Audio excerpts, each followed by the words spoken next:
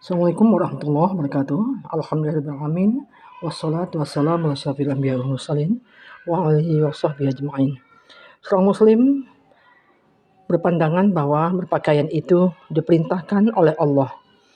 Allah berfirman dalam surah Al-A'raf ayat 31, "Hai anak Adam, pakailah pakaianmu yang indah di setiap memasuki masjid.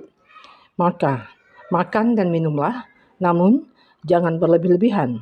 Sesungguhnya Allah tidak menyukai orang-orang yang berlebih-lebihan."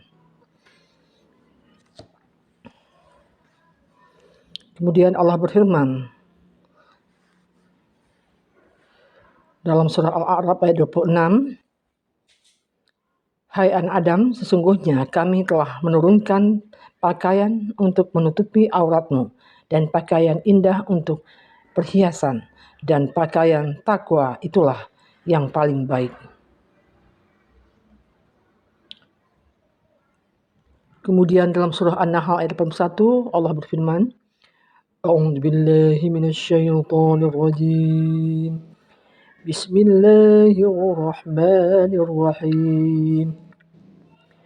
وَجَعَلَ لَكُمْ سَرَابِيلَ تَقِيكُمُ الْحَرَّ وَسَرَابِيلَ تَقِيكُمْ بَأْسَكُمْ كَذَلِكَ يُتِمُّ نِعْمَتَهُ عَلَيْكُمْ لَعَلَّكُمْ تُسْلِمُونَ."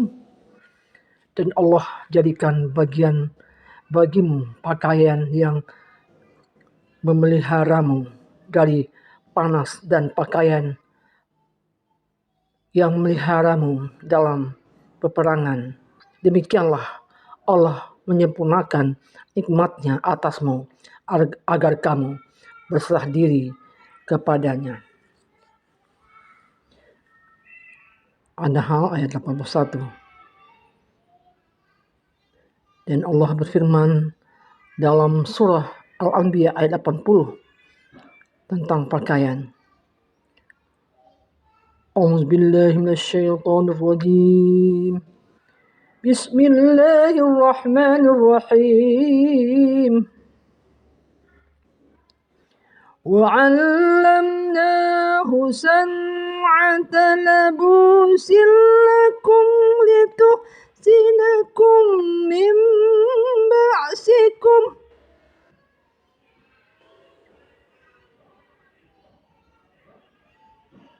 وَهَلْ أَنْتُمْ شَاكِرُونَ.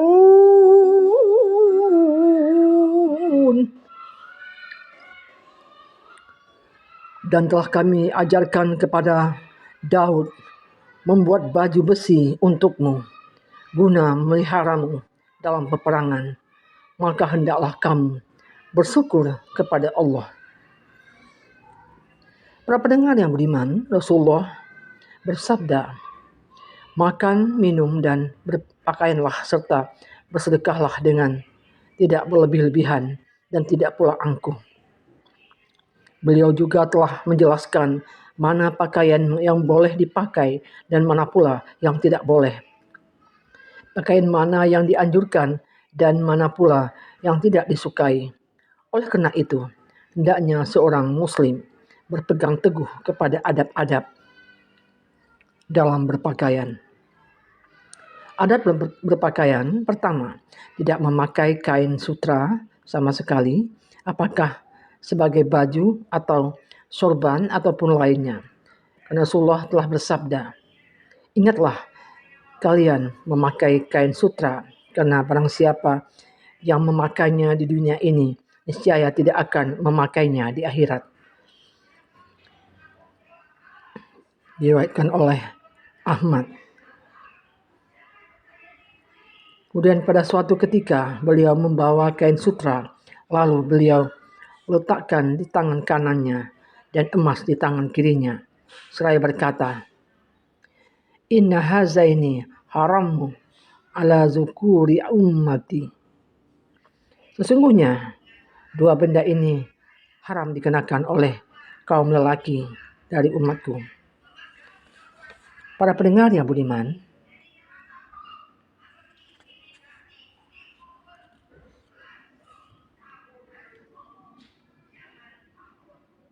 Rasulullah mengharamkan atas kaum lelaki untuk memakai kain sutra dan emas, dan dihalalkan bagi kaum wanita di antara mereka.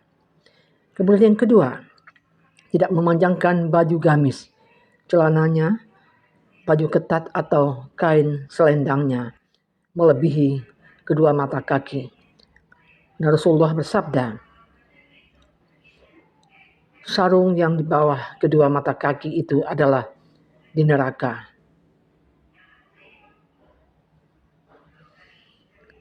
Nah, pakaian melebihi mata kaki itu pada kain sarung, gamis, dan sorban. Barang siapa yang melebihkannya walaupun sedikit dari kedua mata kakinya karena sombong, maka ia tidak akan dilihat oleh Allah dari hari kiamat kelak.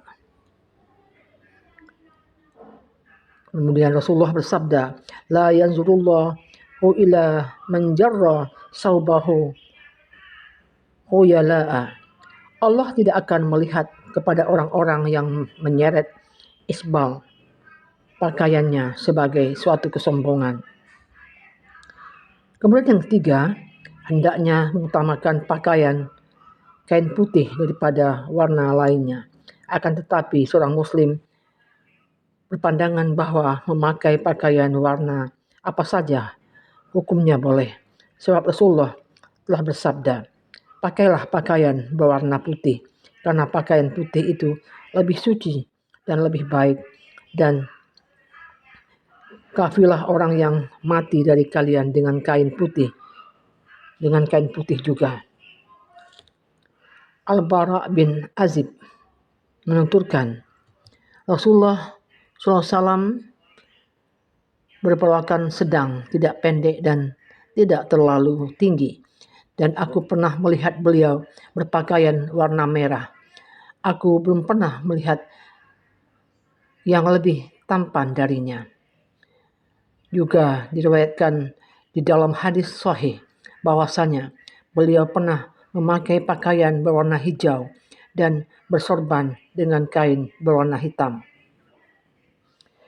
Kemudian yang keempat, perempuan muslim hendaknya memanjangkan pakaiannya hingga menutup kedua kakinya dan memperpanjang tutup kepalanya hingga menutup leher dan seluruh dadanya. Karena Allah telah berfirman, Bismillahirrahmanirrahim. Ya ayuhan nabiyyu qul li azwajika wa banatika wa nisa'il mu'minin yudnina 'alaihinna min jalabi bihinna. Hai Nabi, katakanlah kepada istri-istrimu, anak-anak perempuanmu, dan istri-istri orang mukmin, hendaklah mereka mengulurkan jilbabnya ke seluruh tubuh mereka. Kemudian Allah berfirman dalam surah An-Nur ayat 31, dan hendaklah mereka menutupkan kain kudung ke dada mereka, dan janganlah menempatkan perhiasan mereka kecuali kepada suami mereka atau ayah mereka atau ayah suami mereka. Aisyah berkata, semoga Allah mencurahkan rahmatnya kepada kaum wanita yang berhijrah dari Makkah ke Madinah, generasi yang awal ketika Allah menurunkan ayat, dan hendaklah mereka menutupkan kain kudung ke dada mereka. Maka mereka langsung merobek kain sarung mereka, lalu mereka menutup dadanya dengannya. Para pendengar yang budiman, Ummu Salamah menuturkan, ketika turun ayat, hai Nabi, katakanlah kepada istri-istrimu, anak-anak perempuanmu, dan istri-istri orang mukmin, hendaklah mereka menjulurkan jilbabnya ke seluruh tubuh mereka. Al-Ahzab ayat 59. Maka kaum wanita dari kaum Ansar apabila keluar rumah, seakan-akan di kepala mereka ada burung gagak karena ditutupi kain hitam. Kemudian yang kelima, muslim lelaki tidak memakai cincin emas karena sabda Rasulullah tentang emas dan kain sutra. Sesungguhnya dua benda ini haram atas kaum lelaki dari umatku. diriwayatkan oleh Abu Daud. Kemudian Rasulullah bersabda, diharamkan atas kaum lelaki dari umatku memakai kain sutra dan emas, dan dihalalkan bagi kaum wanita di antara mereka. Diriwayatkan oleh Abu Daud.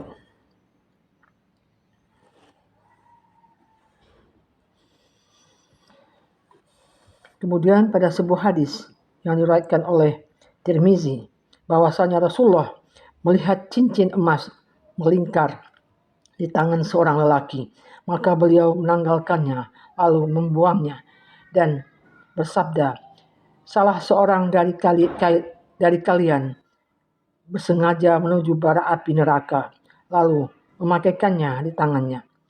Setelah Rasulullah pergi, dan orang yang berkata kepada lelaki itu, ambil cincinmu dan gunakan ia untuk keperluan lainnya. Lelaki itu menjawab, tidak, demi Allah, aku tidak akan mengambilnya selamanya karena telah dibuang oleh Rasulullah. Yang keenam, tidak mengapa seorang muslim memakai cincin perak atau menuliskan namanya pada cincinnya dan menjadikannya sebagai stempel guna mencap surat-surat atau tulisan-tulisannya dan menggunakannya untuk menandatangani cek atau lainnya.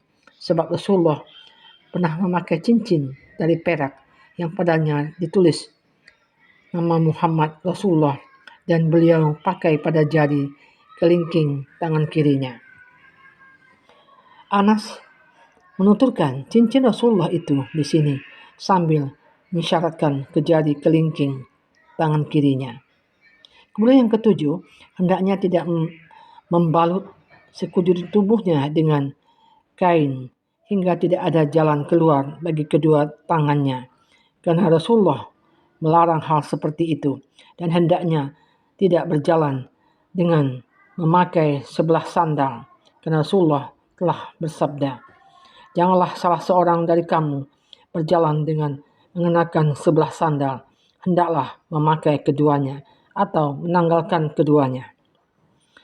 Yang kedelapan, seorang lelaki muslim tidak boleh memakai pakaian perempuan, dan begitu pula perempuan muslim tidak boleh memakai pakaian laki-laki, karena Rasulullah telah mengharamkannya dengan sabdanya, Allah mengutuk melaknat laki-laki yang bergaya perempuan dan perempuan yang bergaya laki-laki. Dan Rasulullah bersabda,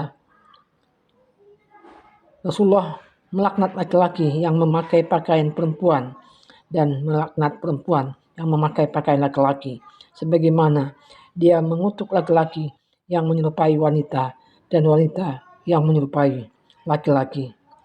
Diriwayatkan oleh Bukhari. Para pendengar yang budiman,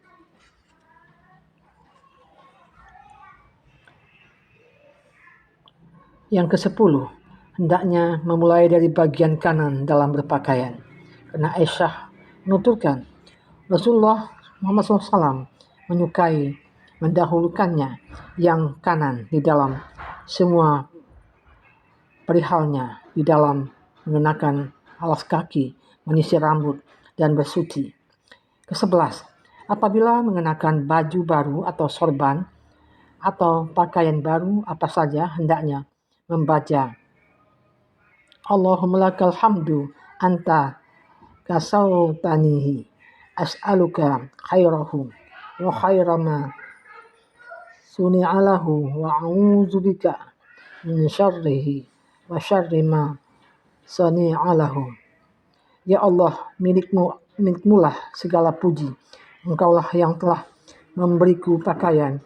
Aku memohon kepadamu kebaikan pakaian ini dan kebaikan faedah penggunaannya yang ia dibuat untuknya. Aku berlindung kepadamu dari kerusakannya dan keburukan penggunaan yang ia buat untuknya. Yang ke-12, hendaknya mendoakan saudara muslim lainnya jika melihatnya memakai pakaian baru, seraya mengucapkan abli wa ahlik, semoga pakaian itu sampai rusak dan usang, maksudnya awet. Rasulullah melakukan hal itu ketika melihat Ummu Khalid memakai pakaian baru. Diriwayatkan oleh Bukhari. Begitulah adab-adab dalam berpakaian. Semoga dengan kita menambah ilmu pengetahuan, wawasan kita tentang keislaman tambah lebih luas dan lebih bisa mendekatkan diri kita kepada Allah SWT, menjadikan kita orang-orang yang beriman dan bertakwa kepadanya. Demikianlah, semoga bermanfaat. Billahi taufiq wal hidayah. Assalamualaikum warahmatullahi wabarakatuh.